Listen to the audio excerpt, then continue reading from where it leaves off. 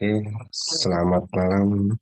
Eh, Mohon maaf, saya memberikan tutorial perkuliahan ini di malam hari karena tadi saya seharian sibuk di kampus sebelah. So, tadi pulang saya baru ingat di chat sama Mas siapa?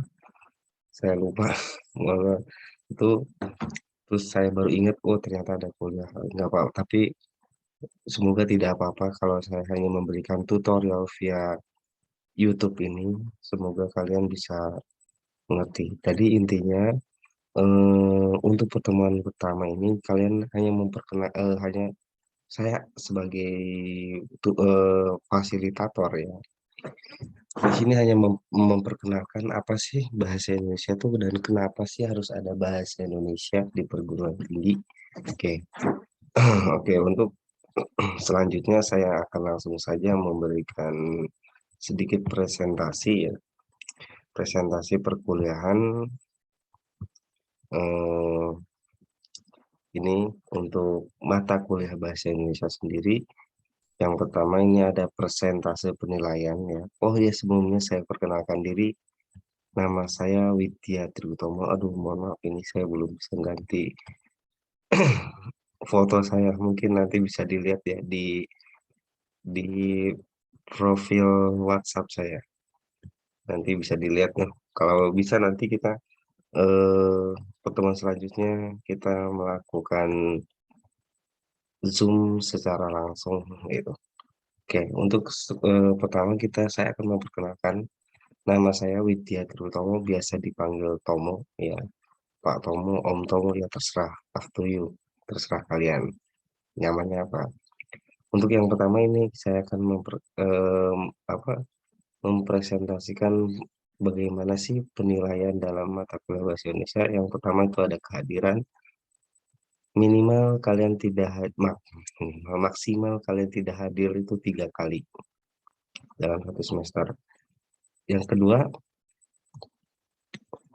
tugas. Jadi di akhir pertemuan saya biasanya memberikan tugas yaitu kuis. Jadi sistemnya to the point langsung dikerjakan di situ, dikumpulkan saat itu juga. Terus ada UTS 30%, ujian semester 40%.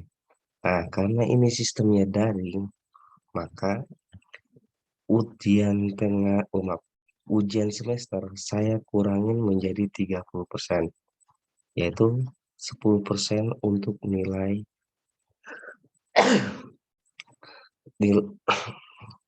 nilai sopan santun atau tata krama ini menjadi nilainya 10%. Jadi ujian semester sama ujian tengah semester sama 30%. Mohon maaf ini belum saya rubah. Oke, langsung saja ya. Itu sedikit saya akan memberikan materi bagaimana sih sejarah singkat, kedudukan dan fungsi bahasa Indonesia. Oke, yang pertama kita akan membahas apa sih itu bahasa. Mungkin dari segi kalian bahasa banyak yang mengucapkan bahasa itu alat komunikasi, cara berkata-kata dan sebagainya. Terus apa bahasa apa saja sih yang Anda kuasai? Saya yakin mayoritas kalian pasti menguasai bahasa Indonesia. Yakin. Nah, terus seberapa dekatnya Anda dengan bahasa Indonesia? Sangat dekat. Saya jawab sendiri. Saya sangat dekat. Mengapa sangat dekat? Karena setiap hari pasti menggunakan bahasa Indonesia.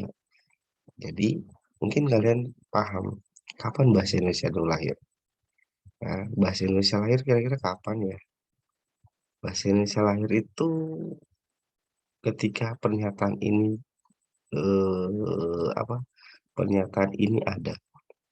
Kami putra-putri Indonesia mengaku bertumpah darah satu tanah air Indonesia.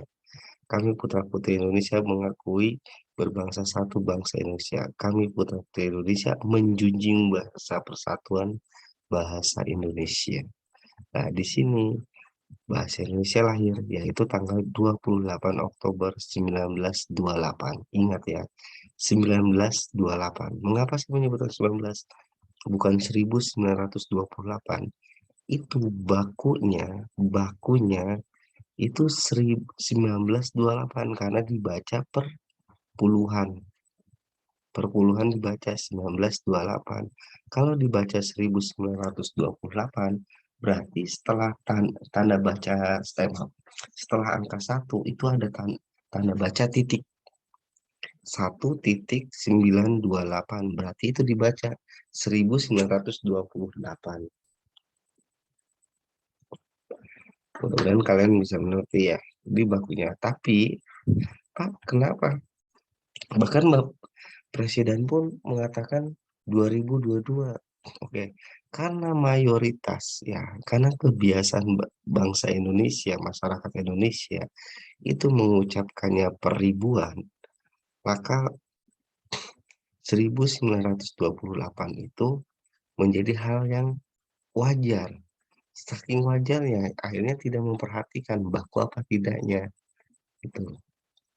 Nah, oke. Kembali ke sini ya, itu sedikit sekilas itu. Adanya bulan bahasa di bulan Oktober ini sudah jelas. Biasanya pada bulan Oktober itu banyak perlombaan-perlombaan tentang bahasa.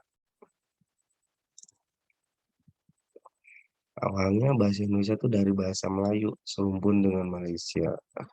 Nah, ini sedikit saya menjelaskan tentang kedudukan bahasa Indonesia itu diatur dalam Undang-Undang Dasar 1945.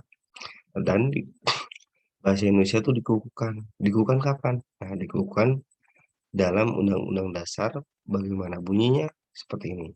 Kedudukan bahasa Indonesia ter apa tercatat pada bab 15 pasal 36 yang berbunyi bahasa negara adalah bahasa Indonesia. Kedudukannya gimana? Satu, sebagai bahasa nasional. Sebagai bahasa negara, bahasa nasional maksudnya apa? Bersumpah pada Sumpah Pemuda. Sebagai bahasa negara ini bersumber pada Undang-Undang Dasar 1945. Untuk Undang-Undang Nomor 24 Tahun 2009 bisa kalian baca sendiri ya. Nanti PowerPoint sudah nanti saya share di link ya, di link nanti silahkan dibaca sendiri. Ini penggunaan bahasa Indonesia resmi terada di pasal 25, penggunaan bahasa tulis itu ada di pasal 31, terus bahasa tulis ada di pasal 34 juga, bahasa Indonesia tulis juga ada di pasal 35, penggunaan bahasa Indonesia tulis dan lisan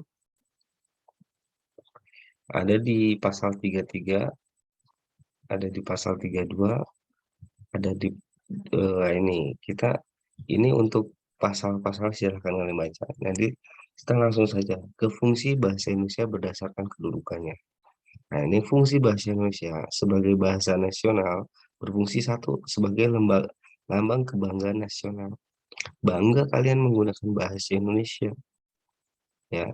Tidak ditutup kemungkinan ketika kalian di daerah sendiri ya, yang mayoritas itu menggunakan bahasa daerah, terus tiba-tiba kalian menggunakan bahasa Indonesia yang baik dan benar, pasti kalian akan merasa bangga. Wah, aku nih menggunakan bahasa Indonesia. Biasanya seperti itu. Terus lambang identitas nasional alat nomor satu, kalian yang dari asalnya itu dari Sabang sampai Merauke pasti menggunakan bahasa Indonesia. Karena apa? Karena bahasa Indonesia sebagai alat nomor satu. Nggak mungkin si A menggunakan bahasa Sunda, si B yang satunya menggunakan bahasa Jawa. Ya, Jawa lah. Jawa sama Sunda, walaupun sama-sama Jawa. Mungkin nggak dong kalau si A ini menggunakan bahasa Sunda, tuh si yang B menjadi bahasa Jawa. Pasti nggak akan nyambung pembicaranya. Oleh karena itu, adanya bahasa Indonesia sebagai pemersatu. Terus alat perhubungan antar budaya dan antar daerah ya jelas. Nah, bahasa sebagai bahasa negara ini bahasa resmi kenegaraan, pidato-pidato presiden pasti menggunakan bahasa Indonesia. Walaupun Bapak Presiden Joko Widodo itu asli Solo. Kebetulan beliau dulu sedikit cerita, beliau itu rumahnya dekat kos-kosan saya dulu waktu saya lanjut S2 di UNS. Itu kos-kosannya dekat saya sama rumah beliau. Nah, walaupun beliau orang Jawa ya, tapi ketika berpidato kenegaraan pasti menggunakan bahasa Indonesia. Pengantar di lembaga pendidikan jelas. Di lembaga pendidikan manapun pasti menggunakan bahasa Indonesia. Gitu. Berhubungan tingkat nasional untuk pembangunan dan pemerintahan. Ya benar, bahasa Indonesia untuk menghubungkan tingkat nasional. Antar daerah, maksudnya ya, antar daerah agar menjadi suatu pembangunan dan kepemerintahan. Nah, ini pengembangan kebudayaan nasional. Fungsi lain bahasa secara umum itu fungsi umumnya sebagai alat komunikasi manusia, bahasa itu. Nah, fungsi khususnya itu sebagai tujuan faktik, konatif, emotif, kultural, politis, edukatif. Mengatur diri, mengatur orang lain, interaksi, adaptasi sosial, dan sebagainya. Ini dari fungsi khusus. Kedudukan bahasa Indonesia ada fungsi bahasanya, ada ragam bahasa. Apa sih ragam bahasa? Nah, ini. Ragam bahasa Indonesia itu apa saja sih? Mungkin bisa kalian searching, nggak usah searching ya, lihat di materi aja ada. Ada ragam bahasa Indonesia berdasarkan waktu, media, situasi, bidang atau tema, dan daerah. Bagaimana sih penjelasannya? Oke, kita simak one by one. Waktu. Waktu itu ada ragam Indonesia lama, ada ragam Indonesia baru. Bagaimana sih ragam Indonesia lama dan baru? Contoh, ragam Indonesia lama itu ketika zamannya Bapak Soeharto dulu itu sering menyatakan, itu menggunakan kata-katakan atau tulisannya tuh menjatakan, tapi dibacanya menyatakan. Ini Indonesia lama. Terus Soekarno, Soeharto, itu kan oe itu dibacanya u, tapi ditulisnya oe. Itu Indonesia lama. Indonesia baru ya OE dibaca U dan lain sebagainya. Media ada lisan, ada tulis. Apa bedanya? Lisan itu perlu kehadiran lawan tutur. Kalian nggak mungkin berbicara tanpa menggunakan tanpa ada lawan tutur. Seperti sekarang ini saya berbicara tanpa lawan tutur. Jadi zong akhirnya ya saya cuma menjelaskan biasa. Nah, terus unsur gramatikal tidak lengkap. Apa itu gramatikal? Gramatikal itu susunan subjek, predikat, objek, keterangan, pelengkap, dan sebagainya. Ini termasuk unsur gramatikal. Kalau dalam berbicara, ini tanpa memperhatikan subjek, predikat, objek, keterangan, dan pelengkap. Tapi bedanya kalau tulisan perlu. Terus tiga, terikat ruang dan waktu. Ruangnya di mana? Ruang di sini maksudnya apa? Situasinya. Situasinya bagaimana? Resmi kah? Formal kah? Tidak resmi kah? Tidak formal kah? Terus waktunya kapan? Waktu di sini lebih identik ke apa? Waktu pagi, siang, sore gitu. Ya. Terus dipengaruhi punktuasi, jeda, dan ritme suara. Ya, ini contohnya. Punktuasi itu lebih identik ke bahasa-bahasa yang sering diucapkan ketika sehari-hari tanpa disadari. Ya kan tercontoh, contoh ya, orang Jogja, khususnya Bantul, itu kalau mengucapkan kata Bantul itu ada M-nya, Bantul, Jombang, Jakarta, Bogor, Bandung, itu kan ada M-nya itu. Biasanya orang Jawa seperti itu. Terus ada jeda. Jedanya gimana? Kalau lisan itu dengan jeda, ya. Kalau tulisan, kalau tulis itu dengan tanda baca. Terus ritme suara, contoh ini ya, dipengaruhi punktuasi. Nah, ini kan ada tanda baca koma. Punktuasi, ada jeda dulu. Jeda, ritme suara. Ini ada pemisahan, ada pemotongan, ada jeda ya. Beda dengan tulis tadi, tidak perlu kehadiran lawan tutur. Unsur gramatikalnya lengkap ya, subjek, predikat, objek, keterangannya itu harus ada semua, tidak terikat ruang dan waktu, dipengaruhi oleh tanda baca dan ejaan. Nah, ini bedanya di sini ya. Berdasarkan situasi ada resmi, formal, dan sudah saya jelaskan. Nah, itu ragam ilmiah ada lisan dan tulis. Lisan itu bunyi bahasa Indonesia yang bebas pengaruh dialek dan logat. Sedangkan untuk tulis digunakan untuk keperluan ilmiah. Contohnya, Anda membuat karya ilmiah, membuat jurnal besok, membuat skripsi, membuat tesis, disertasi, ini menggunakan bahasa tulis. Diatur oleh aturan ilmiah, ejaan, diksi, kalimat, tata tulis baku. Ini tentu jelas.